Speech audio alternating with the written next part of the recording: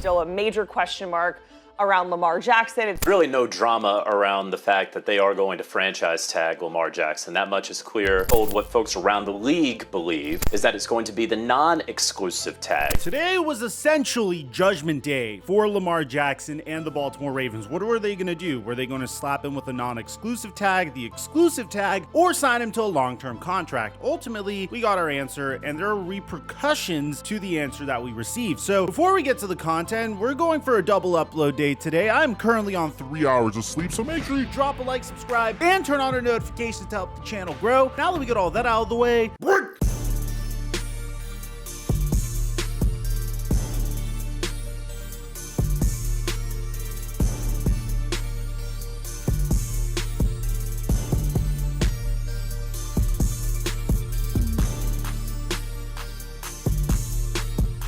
so I've made almost $5,000 playing this game over the past couple months and posting my picks and selections onto my Instagram story for you guys to follow them. And the game that I'm obviously talking about is Prize Picks. Right now, when you use my promo code Mikerophone, they'll match up to $100 of your initial deposit with another $100. And it's been a lot of fun. I mean, yesterday I had Killian Hayes getting less than 21 points, rebounds, and assists. You went into the third quarter with 18, and he finished the game with 20.5. I can't tell you how euphoric that feeling was when I saw that I was able to make $210 off of a pick that came within 0.5 of not hitting. So if you want to check out Prize Picks, make sure you use my promo code Mikerophone for a free 100% deposit match up to $100. And follow me on Instagram if you want to follow my picks on Instagram. Mike check 1212. What's going on, everybody? Man, the Lamar Jackson situation just got way more complicated, and things are about to get a little juicy. So check this out. For those of you guys that are new to this entire situation, Lamar Jackson and the Baltimore Ravens were not necessarily able to see eye to eye on a contract extension. This is a nightmare for the Baltimore Ravens because the longer you wait to sign a quarterback to a contract extension, the more you're gonna have to end up paying the quarterback. So I said in the beginning of the season, when the Ravens couldn't come to a contract extension with Lamar Jackson, that ideally the Baltimore Ravens can get a contract extension done before Joe Burrow, Jalen Hurts, and Justin Herbert all receive their contract extensions. Because the longer you wait, obviously, the more you're gonna have to pay Lamar Jackson. From Lamar Jackson's point of view, he wants a fully guaranteed contract. The reason being because Deshaun Watson got a 5-year, $230 million guaranteed contract from the Cleveland Browns, which, by the way, is absurd. The fact that the Browns did this is clearly screwing over a lot of teams that want to extend their QB. And while Aaron Rodgers was content not getting a fully guaranteed contract, but being the highest paid QB in the NFL, and Russell Wilson was also fairly content with the amount of money that was guaranteed to him, because bear in mind, this is his second major contract of his career. And while Kyler Murray just seemed to have really wanted to put pen to paper as soon as possible and didn't want to drag on negotiations, because if he did, then he would probably have to play another full season. And if he isn't able to deliver in another full season, it would result in the Arizona Cardinals potentially paying him less or cutting him loose altogether, giving him the Baker Mayfield treatment. So in Lamar Jackson's case, he's just been pushing consistently for a fully guaranteed deal. The Baltimore Ravens think that's ludicrous. I mean, really think about it. Giving your quarterback a fully guaranteed deal, especially in the case of Lamar Jackson, a player that is fantastic, won MVP in the 2019 NFL season, won one playoff game with the Baltimore Ravens, but for the most part, he hasn't necessarily been able to take the Ravens anywhere close to the Super Bowl on his rookie deal. And when you pay out your quarterback a larger contract, obviously sacrifices are going to need to be made for the team to succeed. A good example of this is the Kansas City Chiefs and Patrick Mahomes, which I'm so glad I can use Patrick Mahomes as a consistent example of this from now on, especially because he is a quarterback that has a top 5 salary, that won a Super Bowl and an MVP in the same season.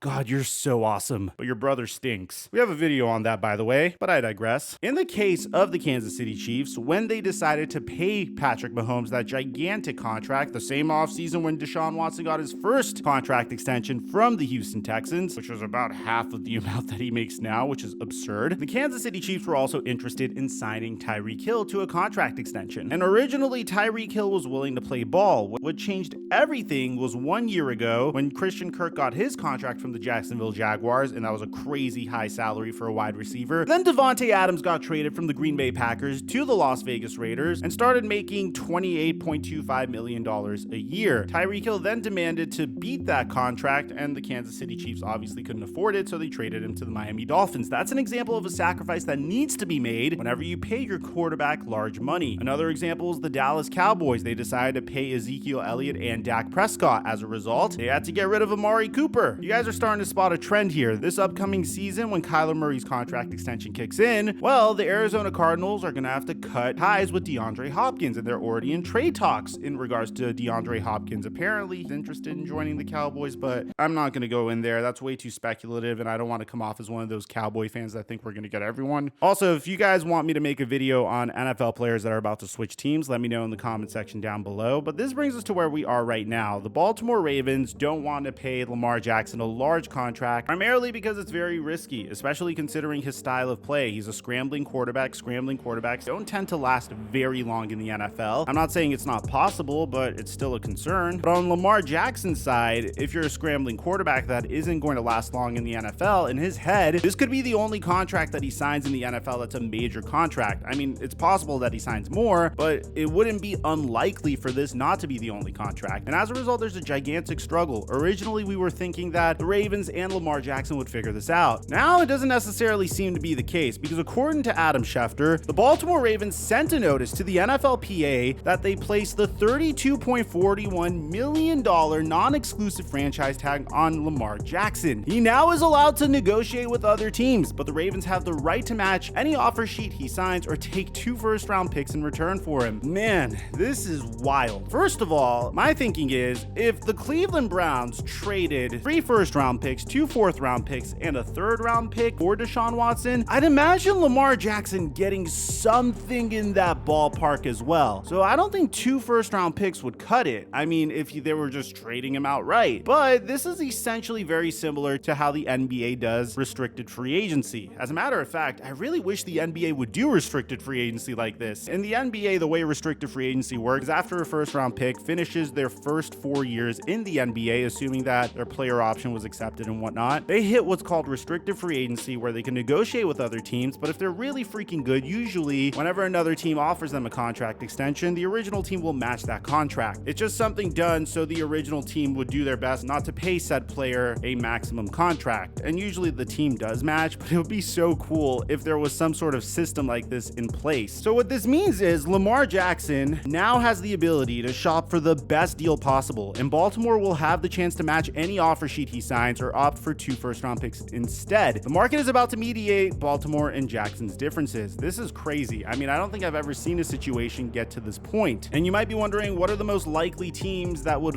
vie for Lamar Jackson's services? We'll get there in just a second. Ian Rappaport says, could someone step into the picture and send 2 first-round picks to Baltimore for Lamar Jackson with a new contract? Let's say, hypothetically, the Baltimore Ravens are offering Lamar Jackson the exact contract that Aaron Rodgers is making. So Aaron Rodgers has a 3-year, $150.8 million contract. Let's say Lamar Jackson's being offered a 5-year, $250 million contract, but the guaranteed money's a little different. He wants a fully guaranteed contract. Let's say that the Baltimore Ravens are offering him like 170 or 180 guaranteed. Well, if you're a team that's really desperate to get that quarterback, if you're a quarterback away from greatness, I'm looking at you, New York Jets, especially a team that is doing their best to bring in Aaron Rodgers, but completely lost their backup plan in Derek Carr. It's kind of a no-brainer to pull up to the Baltimore Ravens, offer him 2 first-round picks, sign Lamar Jackson to the contract that he wants, and then move on. For the Baltimore Ravens, you guys already know my philosophy whenever it comes to these types of situations. I don't believe in overpaying QBs, especially if that quarterback wasn't able to win a Super Bowl for you on his rookie contract. I mean, let me correct myself right there. If said quarterback brought you to a Super Bowl and brought you to an AFC championship, yes, Joe Burrow, I'm talking about you, that's a little different. But if this quarterback only won 1 playoff game for you, and this is no disrespect to Lamar Jackson, I love watching him play, it would be foolish to invest further into this QB, hoping that he could win you a Super Bowl when you're gonna have to make the rest of your team significantly weaker. So with that being said, one might wonder what team would be interested in signing Lamar Jackson. But before we get to that, let's talk about what the general manager said about this situation, because clearly Baltimore Ravens fans are gonna be pissed off. According to Eric DeCosta, having having not yet reached a long-term deal with Lamar Jackson, we will use the franchise tag. There have been many instances across the league and in Baltimore when a player has been designated with the franchise tag and signed a long-term deal that same year. We will continue to negotiate in good faith with Lamar, and we are hopeful that we can strike a long-term deal that is fair to both Lamar and the Ravens. Our ultimate goal is to build a championship team with Lamar Jackson leading the way for many years to come.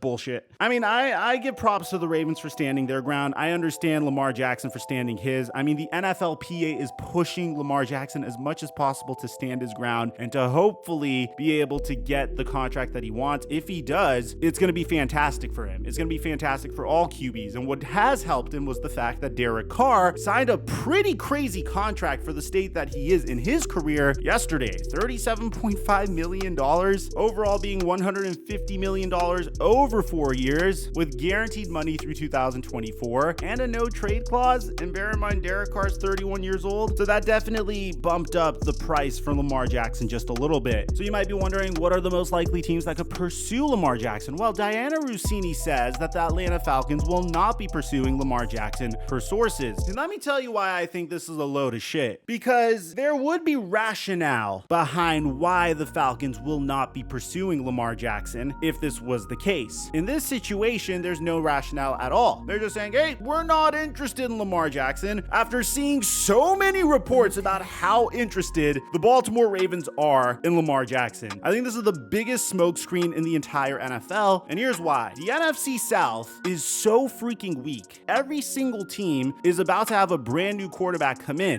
and none of them necessarily strike fear into my heart as a football fan. I mean, for the Buccaneers, you're going to either get Blaine Gabbert, Kyle Trask, or a rookie. For the Carolina Panthers, you're going to get Matt Corral, Sam Darnold, or a rookie. For the New Orleans Saints, you get Derek Carr. And for the Atlanta Falcons, well, if they get Lamar Jackson, I would say they're the favorite in that division. They already have some very good weapons in Kyle Pitts, assuming they stop using him as an offensive lineman, and like the generational tight end talent that he is. Drake London seems to be an absolute hit. Their running game was very solid this year as well. I definitely like the Atlanta Falcons potentially for Lamar Jackson, and I think it's a bunch of BS that they're suggesting otherwise. Even furthermore, according to Matt Lombardo, the Atlanta Falcons appear to be very interested in Lamar Jackson. So if it's not the Atlanta Falcons, then who would potentially pursue Lamar Jackson? I would say maybe the Miami Dolphins if they're not confident in Tua for the foreseeable future. Tua did pass concussion protocol, so I don't know how likely that is. I think they're going to give Tua another year before really considering a contract extension for him. But any team in the NFC South would also work. The New York Jets could use him as a backup plan as well. There's a lot of teams that would happily take Lamar Jackson. And bear in mind, the Baltimore Ravens already have a backup quarterback in Tyler Huntley, who was technically a Pro Bowler this year. So it's not necessarily the worst backup plan to trade Lamar Jackson and see what you have in Snoop Huntley, load up with some assets, and then move on from the era altogether. I think in terms of business, that's a smart move.